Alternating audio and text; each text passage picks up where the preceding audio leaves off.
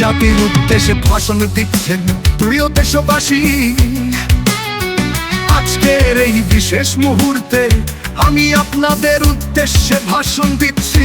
আমাদের দেশকে আরো উন্নত ও প্রগতিশীল করতে আমাদের সামনে অনেক চ্যালেঞ্জ রয়েছে, কিন্তু আমি বিশ্বাস করি আমরা ঐক্যবদ্ধ থাকলে সবকিছুকে অতিক্রম করতে পারবো। আমি সবসময় বিশ্বাস করেছি আমাদের দেশের প্রতিটি মানুষের মধ্যে অসীম সম্ভাবনা রয়েছে। আমরা যদি সঠিকভাবে এই সম্ভাবনাকে কাজে লাগাতে পারি, তবে দারিদ্র, অজ্ঞতা এবং অসাম্যের বিরুদ্ধে লড়াই সহজ হবে। এই লক্ষ্যে আমি আপনাদের সবাইকে আহ্বান জানাই, শান্তি, প্রগতি এবং উন্নয়নের পথে আমরা একসাথে এগিয়ে যাই। আমাদের প্রথম এবং প্রধান লক্ষ্য হবে দারিদ্র দূরীকরণ। বাংলাদেশের উন্নয়নের পথে প্রধান বাধা হলো দারিদ্র। আমার অভিজ্ঞতা থেকে বলতে পারি, ক্ষুদ্র ঋণ প্রোগ্রামের মাধ্যমে আমরা দারিদ্রকে সফলভাবে মোকাবিলা করতে পেরেছি। তবে এই লড়াই এখানেই শেষ নয়, আমাদের আরো অনেক দূর যেতে হবে।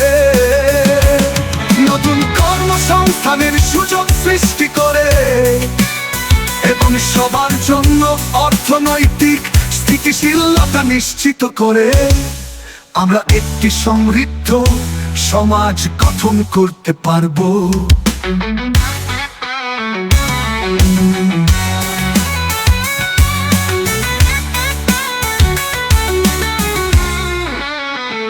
আমাদের যুবক সমাজ হলো আমাদের দেশের সবচেয়ে মূল্যবান সম্পদ।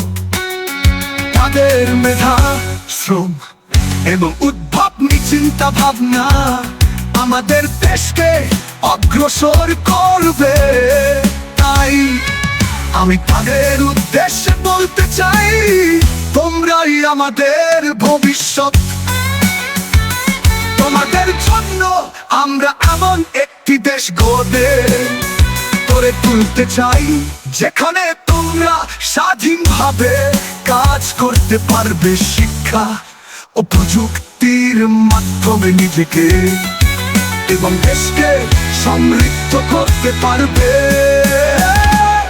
আমাদের দেশের নারীরাও সমাজে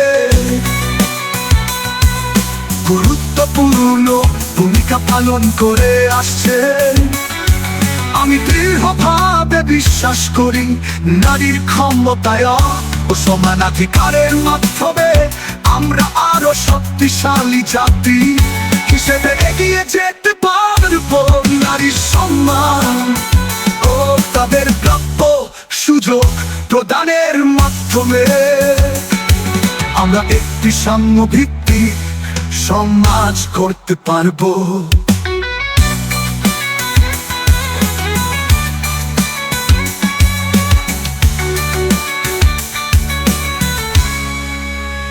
সমাজ শান্তি